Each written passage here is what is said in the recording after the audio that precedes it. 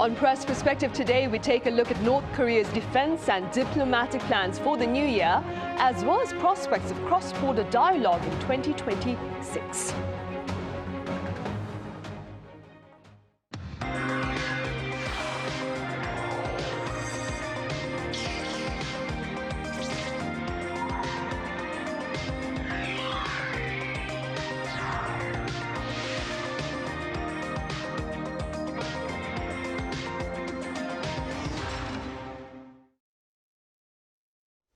Hello and welcome to Press Perspective for this Wednesday, January 7th here in Seoul. I'm Min Sunhee. Today we delve into North Korea's plans for the year 2026 and their implications for peace here on the Korean peninsula. For more on this, our freelance journalist Raphael Rashid here in the studio. Raphael, welcome back. Thank you for having me. I also have Professor Kim Young-jun at the Korea National Defense University joining our talk virtually. Professor Kim, it's a pleasure. Thank you very much. Right, Raphael, we said start with you. Let's begin with remarks by North Korea's Kim Jong-un to usher in the new year and their relevance. Yeah, Kim Jong-un marked the new year with a lavish celebration at Pyongyang's May Day Stadium, where he delivered his main New Year's address or speech, according to state media KCNA. He praised 2025 as the year where the historic cause aspiring to overall development of socialist construction had successfully passed its first stage. He highlighted military achievements, calling on the nation to advance more vigorously and courageously towards the new future. But I think what drew particular attention this year was a kind of separate, it was a personal letter essentially that he sent specifically to North Korean troops deployed in Russia, and of course state media covered this, praising them for forging what he called an invincible alliance with Moscow. Kim praised his soldiers fighting in what he termed an alien land, congratulating their heroic defense of the nation's honor and instructing them to be brave. A reminder, of course, that Pyongyang has sent more than 10,000 troops to support Russia's war efforts, and South Korean intelligence does estimate that at least 600 North Koreans have died and maybe thousands more have sustained injuries. So when we look at Kim's message, he acknowledged their sacrifice directly and also told the troops, you know, behind you are Pyongyang and Moscow. And urging them to fight for the fraternal Russian people. He also hinted at continued military involvement, highlighting remarkable feats you will perform on the overseas battlefields in 2026. So it seems that they're there to stay. So overall, I think this just demonstrates how central this kind of military partnership has become to the regime's narrative overall. Right, and speaking about this particular partnership, Professor Kim, what are your thoughts regarding the future of ties between North Korea and Russia this year? Yes, already Raphael emphasized. I agree that over the years, Russia-North Korea relation has been strengthened, and its particular military cooperation between the two has been stronger than ever before. So North Korea has been the only country which deployed their soldiers in the front line, at the same time sent ammunition to Russia for the war. Russia really appreciates North Korea's sacrifice and contribution to the war, and two-country partnership has been really strong. And Kim Jong-un's message naturally emphasized this strong partnership, and thanks to their soldiers' sacrifice, North Korea will contribute as possible longer war. And this made Russia into a better position for a deal with Ukraine and the U.S. So until armistice reaches the deal, North Korea's support will be very useful for Russia's position for negotiation, and this partnership will be continue. Right, indeed. Raphael, North Korea tested hypersonic missiles this past Sunday, right off the Trump administration strikes against Venezuela and the seizure of the latter's leader, Nicolas Maduro, on Saturday. Do tell us a bit more about this latest display of defiance, if you will, by North Korea and its broader implications. Sure, yeah, as you just said, North Korea, fired these missiles, and then they eventually did say that they are these kind of hypersonic missiles. This was, I think, on Sunday morning, and Kim Jong-un personally oversaw the test. The state media KCNA reported that the missiles hit targets around 1,000 kilometers away over the sea east of North Korea, demonstrating what Pyongyang claims are, these advanced missile maneuverable capabilities designed to essentially evade kind of detection or defense systems. The missile test itself appeared to showcase the Hwasong-11 hypersonic missiles that we saw unveiled at North Korea's military parade. I think it was back in October, although we can't verify these claims 100% for sure, but definitely sophisticated technology was used. Of course, the launch itself came just hours after the U.S. Special Forces, extracted Venezuelan President Maduro in Caracas on Saturday. I think initially some analysts or some headlines assumed that the timing related to President Lee Jae-myung's state visit to China that same day. Of course, it's not unheard of for North Korea to make these provocations during key moments of South Korea's diplomacy. But then the next day, KCNA released a statement on Monday, and this was framed quite differently, stating that these launches, weapons were necessary to maintain a strong and reliable nuclear deterrent because of the recent geopolitical crisis and various international circumstances. So, of course, when you read those words, it seems to be alluding to what's happening with Venezuela. North Korea's foreign minister reinforced this connection, issuing a statement that denounced the U.S. raids on Venezuela as the most serious form of encroachment on sovereignty and a violation of UN Charter. So basically, the ministry even went further, saying that the U.S. was a rogue, and this was the rogue and brutal nature of the U.S. So I think, whether the timing was planned or Kim simply kind of seized the moment and kind of related it to Venezuela, I don't think we can know 100% what the reason was, but I think definitely the message was clear after that the Maduro operation kind of reinforced Pyongyang's conviction that nuclear weapons remain essential for regime survival. Right. Maduro's operation, to borrow Raphael's words, Professor Kim, has also sparked quite a bit of speculation about the prospects of a similar operation against North Korea's Kim Jong-un. Some say it's possible, others insist it's far-fetched. What are your thoughts, Professor Kim? Yes, many people now speculate about Trump really target North Korea in the same way. But I don't think there's a possible idea because, firstly, North Korea has a nuclear weapon. Venezuela has never a nuclear weapon.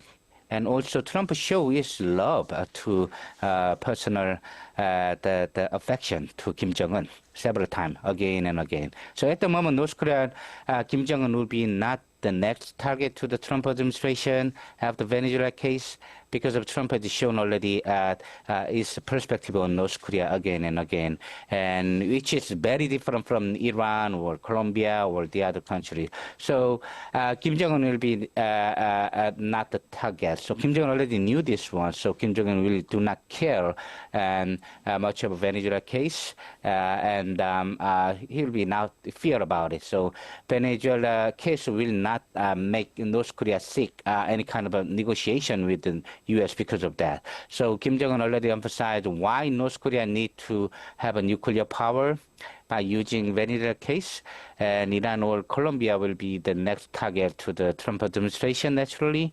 So this will be not influence about the next negotiation for the Trump and Kim Jong-un this spring. Right. And Raphael, what have you been hearing on the ground about the prospects of a similar operation against North Korea by the U.S.? Yeah, I mean, I've heard, similar to what Professor Kim has been saying right now, that I think these are two very different circumstances and two different beasts that we're dealing with here. North Korea is nuclear, and I think that completely changes everything. But this, of course, there have been a lot of discussions, here in Korea, also in the US, and even on social media, is North Korea going to be next? I think what we're hearing here is that, fundamentally it's probably implausible, but psychologically this will be significant for Pyongyang.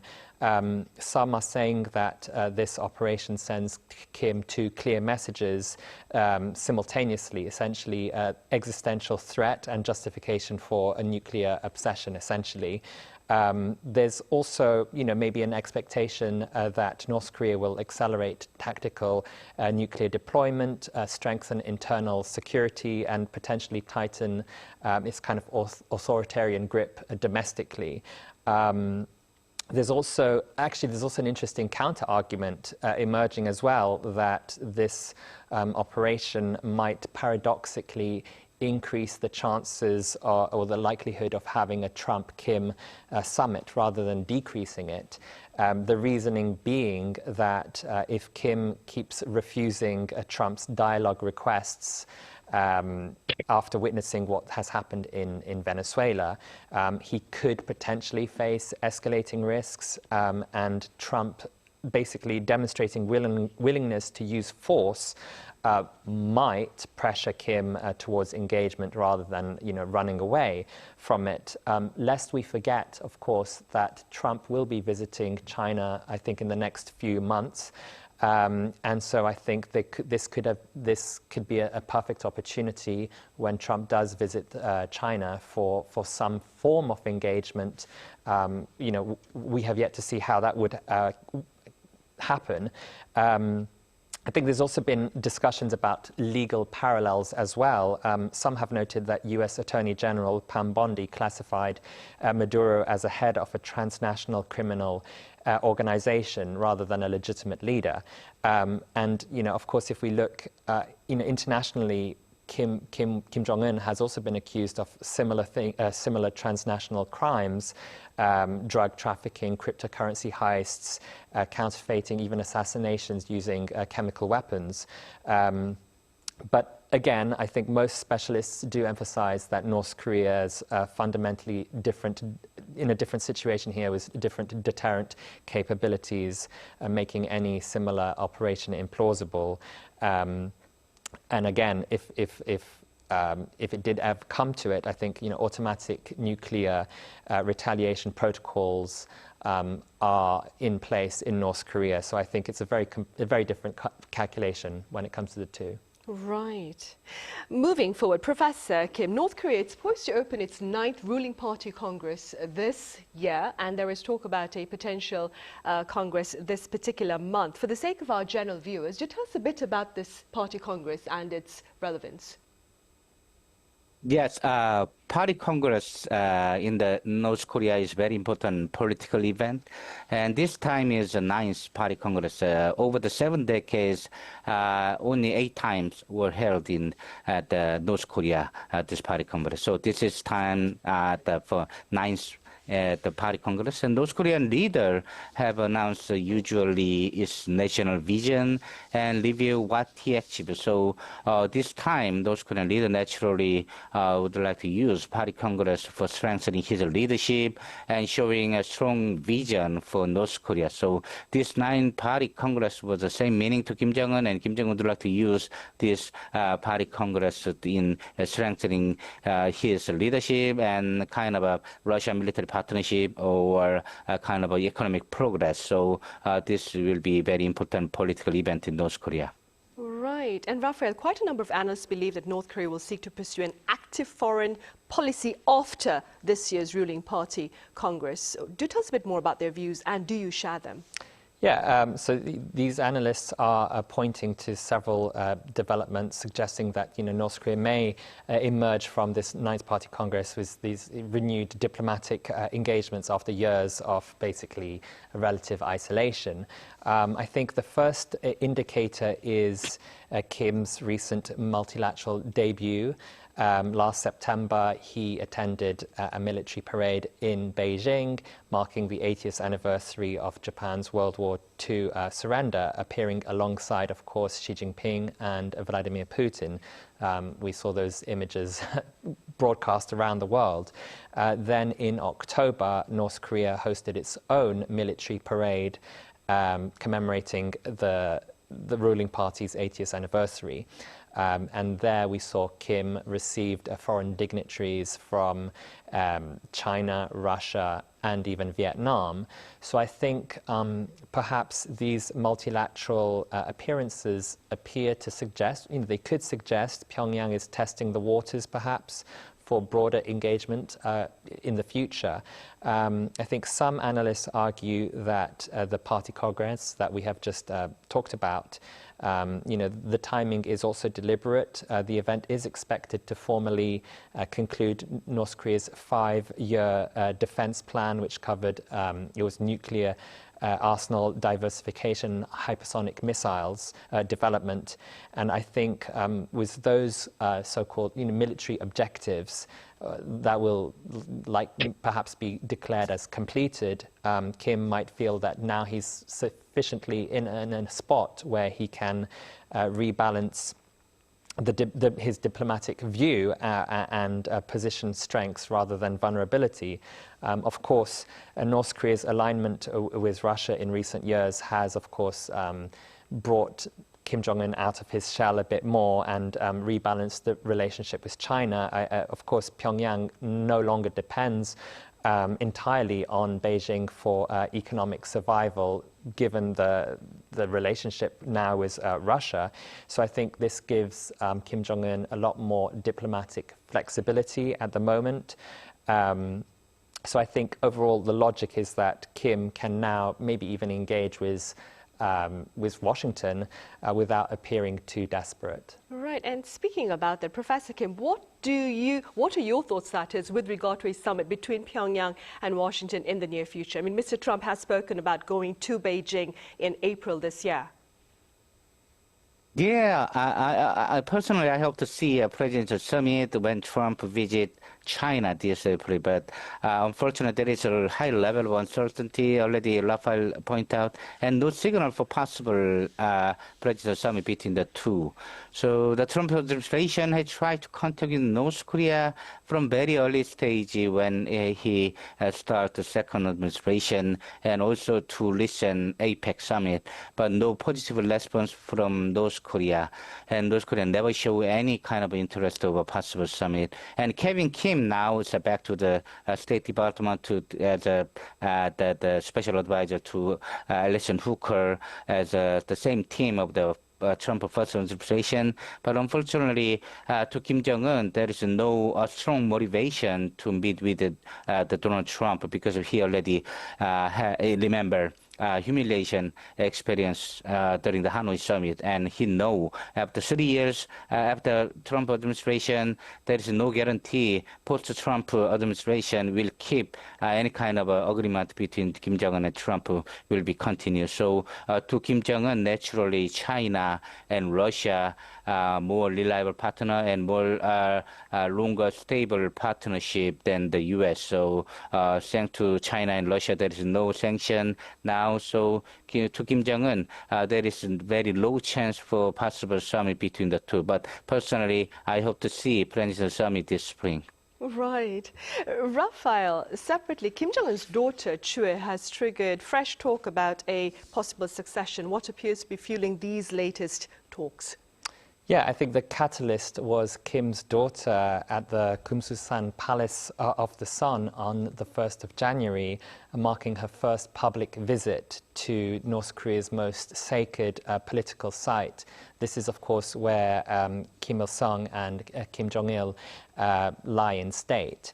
And I think what made this particularly significant was her positioning in all of this. State media photographs showed the young girl standing at the center of this procession at the front, in the center, between her two parents on either side. So this is really a front row reality. And I think this builds, of course, on 3 years of increasingly kind of prominent exposure or placement by the regime. We've seen her appear publicly, I think it was in November 2022, at a ballistic missiles test. And then she has since been seen at military parades, weapons factory inspections. Last September, she also went to Beijing. So I think this was her first known overseas trip, going with her father. South Korea's National Intelligence Service has shifted its assessment over time, over the years, initially calling her basically a symbol of future generations. I think that was in 2022. But by last year, I think basically describing her activities as succession education in progress. So I think the latest exposure seems to be North Korea's equivalent of presenting her credentials to, as kind of the next person who might be in charge of this kind of spiritual or kind of regime change. Right. And Professor Kim, what are your thoughts regarding such a power transition from Kim Jong-un to his daughter, Kim Joo-ae? Yeah, now it's a very highlight on Kim Jong-un's daughter, Kim Joo-ae. And recent, her skinship with his daddy became controversial, and her status has been strengthened ever. Nonetheless, unofficial power transition is a different story, and it is not clear. To Kim Jong-un, I think Kim Joo-ae is kind of a North Korean version of Ivanka Trump or Princess Diana, as showing Kim Jong-un as a family man, as a symbol of a family man. There is no official signal for power transition from daddy to daughter at the moment. But anyway, there is an open high possibility, but so far there is no official signal about power transition. Right, I see. All right, on that note, we'll have to end this edition. Professor Kim, as always, thank you very much for your insights today. Thank you very much. Right, and Raphael here in the studio, thank you very much for your time and your thoughts. Thank you very much. Right, that ends this edition of Press Perspective. Thank you for watching. We'll be back same time with more panel discussion tomorrow.